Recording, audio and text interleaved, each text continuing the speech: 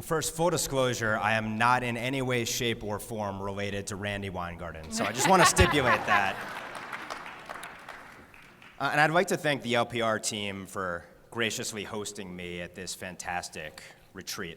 It's an honor and a privilege to speak with you alongside these esteemed panelists about a topic of such vital importance: the corporate media that's working doggedly right now to defend our democracy against the preeminent danger of our time, at least next to the truckers. The horse dewormer hawking, pot smoking, Bernie Sanders supporting demon that is Joe Rogan. Given this panel's focus, let me identify the most glaring and consequential aspects of our media's hypocrisy up front. The same media that fearmongers over misinformation and disinformation is the nation's most prolific and powerful purveyor of misinformation and disinformation. The same media that benefits most richly from the First Amendment consists of the most zealous proponents of censorship, often on shoddy grounds of combating misinformation and disinformation. The same media that claims devotion to democracy not only sees no contradiction in muzzling those who disagree with it, it supports eroding the integrity of the elections on which democracy relies, violating liberty and justice, and vesting in unelected bureaucrats, unchecked executives, and unhinged judges near total power to implement its liberty and justice violating agenda, of course without our consent. The same media hysterical over authoritarianism acts in overtly authoritarian ways, serving as the regime's communications arm. And I'm going to exempt MK as a CNN representative from this. It smears those who disagree with it as not only deplorable and irredeemable, but terroristic. It cheers on the national security and law enforcement apparatus in its efforts to pursue dissenters accordingly. It colludes with and serves as a conduit for these apparatuses, the very ones it rightly used to scrutinize because of the inherent danger posed by their awesome powers and the secrecy in which they have to operate. More broadly, it's a mouthpiece for the woke, progressive globalists who populate our federal government, big tech, woke capital, elite colleges, and cultural institutions, the commanding heights of American society, monopolizing the narrative to try and monopolize power. Contrary to the romantic portrayal of muckrakers, crusading, speaking truth to power, today's corporate press is no adversary of the powerful. It's an accomplice of the powerful, to all of our detriment. The Rogan-Spotify saga illustrates the media's malevolence, and it well represents the broader malevolence of the ruling class it serves as that ruling class seeks hegemony.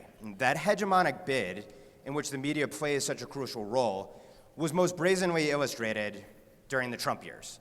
The ruling class felt it suffered a near-death experience with the election of Donald Trump. In my view, and I've argued this before, what it really feared about him was not his temperament or norms or authoritarianism, but that he threatened to upset its agenda and therefore its power, prerogative, and privileges. It warred on him, eviscerating norms, values, and institutions as a proxy for the unwoke, unwashed masses he represented, whose vote stood as a rejection of them. That war accelerated and broadened during what I would describe as neo-Maoist, woke, anti-cultural revolution that we've been enduring since the summer of 2020. It became a full-blown war on wrong-thinkers left and right with the accelerant of January 6th that the ruling class has so dangerously, in my view, exploited. And the media's role in these republic imperiling efforts has exposed it to be not only hypocritical, but dangerous by its own standards. Yet it projects, claiming a podcaster like Joe Rogan is the real danger. Okay, what's Rogan's real crime in the media's eyes? Could it really be an issue of concern over misinformation and disinformation for the people who foisted the Russiagate fraud on this country and never handed back their Pulitzers? The people who claimed Hunter Biden's laptop was Russian disinformation to suppress critical information on the eve of a democratic election? The people who now flip-flop on virtually every position they once held to be sacrosanct to ones they previously sought to ban people over, regarding the Chinese coronavirus? Could the Rogan backlash really stem from outrage over purported bigotry among the, I would argue, racist, anti-racist who increasingly run our media outlets that have hurled the worst kind of racial invective at our greatest living Supreme Court justice for the last 3 decades, along with every other minority who deigns to think differently? Media outlets eerily silent about the racial infractions of, say, a Jimmy Kimmel or a Howard Stern, or ex-Virginia Governor Blackface? Yes. Of course, these are not the real issues. These are pretexts. Rogan's sins are ones of economics and ideology. The opposition to Rogan is not principled, it's political. It's about power. He, a former UFC commentator and stand-up comedian, is more compelling than they are, and consequently is more successful. That Rogan draws 11 million listeners per episode, several times as many as the highest-rated cable news host, and no offense here to anyone, is a living testament to corporate media failure in its own eyes. Just like Trump was a living testament to the political class's failure, whatever you make of him. So first and foremost, Rogan poses a business threat. But second, he poses a threat as a thought criminal, because he elicits insights, interesting thoughts, from guests that challenge the ruling class's favored narratives. By challenging the media's business model and its stranglehold on the information sphere, Rogan threatens the media's power, which in turn is a threat to the ruling class that it speaks for. If it loses the war of ideas, it loses all else. By the way, that's what democracy is about. So what does corporate media do when faced with such a perceived threat as Rogan? Well, like when it was faced with the bad orange man, it seeks to crush these threats. The corporate media is today explicitly engaged in information warfare, rewarding friends, punishing perceived enemies, propagating narratives helpful to the regime, and suppressing ones detrimental to it. It's given up any pretense of neutrality. It used Trump as the excuse, although to be fair, I think he legitimately did break many people. As the New York Times' Jim Rudenberg infamously wrote in a paradigm-shifting August 2016 column, quote, if you're a working journalist and you believe that Donald J. Trump is a demagogue playing to the nation's worst racist and nationalistic tendencies, that he cozies up to anti-American dictators, and that he would be dangerous with control of the U.S. nuclear codes, I guess as General Milley thought, how the heck are you supposed to cover him? If you view a Trump presidency as something that's potentially dangerous, then your reporting is going to reflect that. You would move closer than you've ever been to being oppositional. The question that everyone is grappling with is, do normal standards apply, and if they don't, what should take their place? So that's the New York Times. The answer, of course, was that the normal standard of typical media bias was out the window. The only option was to go scorched earth. As the great legal luminary and our speaker later this afternoon, Professor Jonathan Turley, has chronicled, the media rejects, in his words, the very concept of objectivity in favor of open advocacy. And he quotes several folks, media doyen, Columbia journalism dean, and New Yorker writer Steve Kahl, as decrying free speech for, quote, being weaponized against the principle of journalism. He quotes Stanford journalism professor Ted Glasser as insisting that the industry, quote, free itself from this notion of objectivity to develop a sense of social justice, since journalism is all about morality. Well, morality, of course, that leftists equate with leftism. Moral relativists, by the way, who equate their leftism with morality. If anything opposed to leftism is immoral, of course, then it becomes not just a political but a moral imperative to destroy the opposition. You can't use reason and persuasion with people you've defined as fascist. You have to use force and compulsion.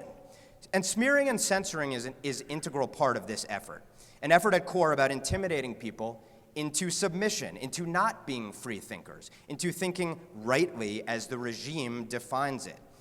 So as trenchant media critics from the left, like Glenn Greenwald of Chronicle, it's someone who I never thought in a million years I would agree with 5 years ago, the media's growing cohort of anti-speech activists seek to control the bounds of speech, the speakers, and the platforms even over which they communicate. Ironically, as he argued in the early days of 2021, the 3 journalistic units most devoted to demanding online censorship are CNN's media reporters, NBC's disinformation team, and the New York Times' tech reporters.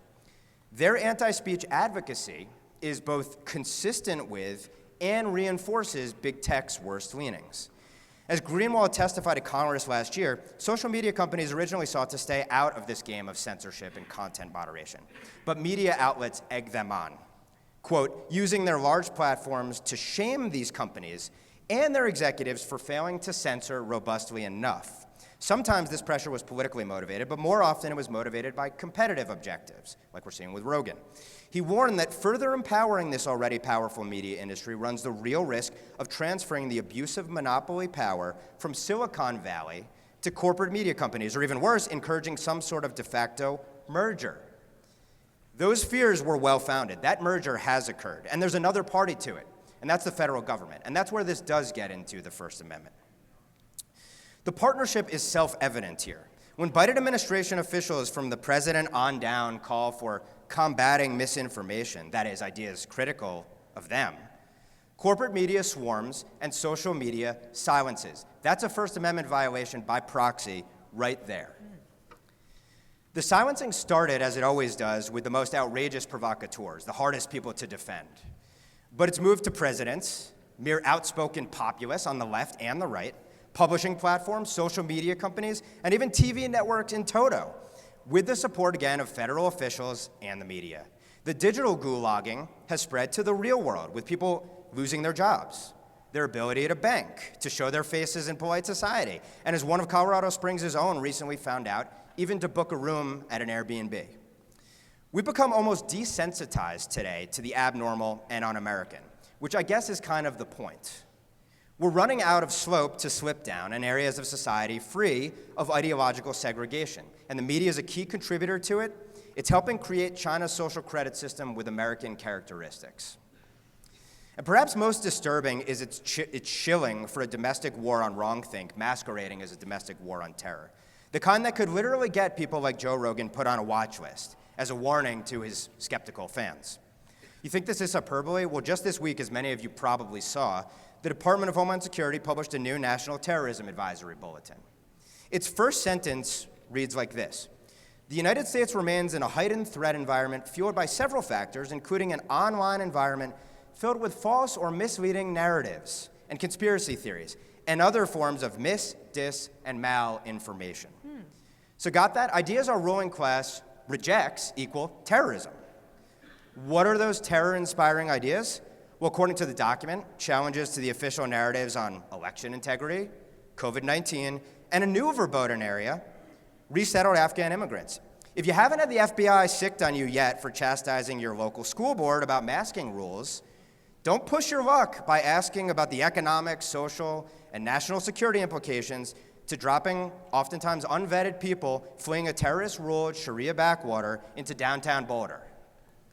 The bulletin claims the threat environment is driven first and foremost by the proliferation of false or misleading narratives which sow discord or undermine public trust in U.S. government institutions. And that kind of gives the game away there. Because you see, distrust in U.S. government institutions is what's dangerous. But the thing is, distrust of people with power, particularly a government with a monopoly on force, was baked into our founding documents. Now, our leaders have turned their back on those founding documents. It's been the ultimate abuser of power, undermining the public trust and sowing discord all by itself. The media's job was built on distrust. It was supposed to be a private sector check on public sector abuse. Its reason for being was to hold the powerful to account. It was supposed to resist becoming an instrument of the powerful. No longer. As our institutions, including the media, have destroyed themselves in a million different ways, it's become clear the emperor has few, if any, clothes. But it wants to compel us to shut up or lie to ourselves and each other about it. Now to the point of turning the rules of the war on terror, which it rejected in a foreign context, on Americans here in a domestic context. This is what authoritarian regimes do. I don't think that's hyperbole. They characterize political differences and the people who differ as dangerous and hunt down their political opponents. That was what members of the media explicitly urged, by the way, in the wake of January 6th, when calling for the need to deprogram, in their words, debathify, and drone, literally, deplorables in a domestic counterinsurgency campaign. The corporate media that long smeared the country as systemically racist and that during the Trump years equated conservatism with racism used the most despicable several hundred actors over several hours on a single day to expand that formula. Conservatism equals racism equals danger to the homeland. And federal authorities, of course, agreed with this narrative. The actions of the media the actions of the government, I should say, were provided fuel by the rhetoric of the media. And I can go through chapter and verse of how this has played out, but the biggest thing is that the Biden administration has actually created a national strategy for countering domestic terrorism. And like that bulletin, it calls for enhancing faith in government and addressing the extreme polarization fueled by a crisis of disinformation and misinformation. And it says that we'll work towards finding ways to counter the influence and impact of dangerous conspiracy theories that can provide a gateway to terrorist violence. So this bulletin is nothing new. It's been out in the open for well over a year now. So the federal government's now in the business of separating fact from fiction. I was unaware Congress had appropriated funds for a ministry of truth, but that's what we have now. And of course, these are the last people to be the arbiters of truth, as is the corporate media that's in cahoots with them. In a free society, it's up to we the people to judge for ourselves on the merits, something media is at best supposed to help us with.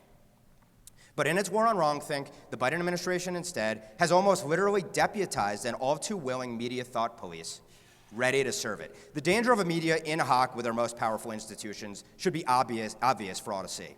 If the media is captured by our ruling class, it's a recipe for tyranny, period, full stop. Absent a genuinely free and independent press that asks tough questions without fear or favor to expose wrongdoing and corruption on all sides, wrongdoing and corruption will only grow worse. The chasm between the rulers and the people who they deign to rule, tens of millions of us, is only going to grow wider. How long can a nation exist in anything but name if this dynamic persists? Rather than end on that dire note, let me suggest a glimmer of hope here.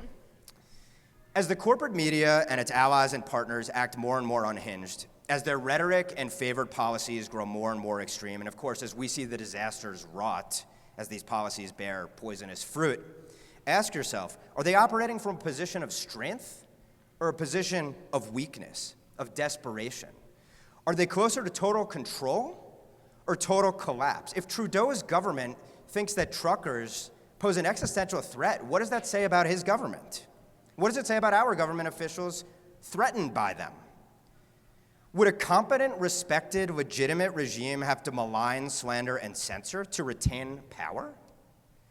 I'd suggest it's our patriotic duty to press this apparent weakness using every lever of power at our disposal, of course, starting with our voices. LPR's mission is to change the culture to one that more fully embraces freedom. And to do so, we must vigorously defend our first freedom, the freedom on which every other freedom relies. And it starts by exercising that first freedom, by using that most important power that we all retain, the power to speak the truth, openly, honestly, and courageously, so as to inspire others to do the same. For it's the truth that our corporate media, and by extension, the ruling regime it serves, fears most. Thank you. Well done, Ben. Nice work.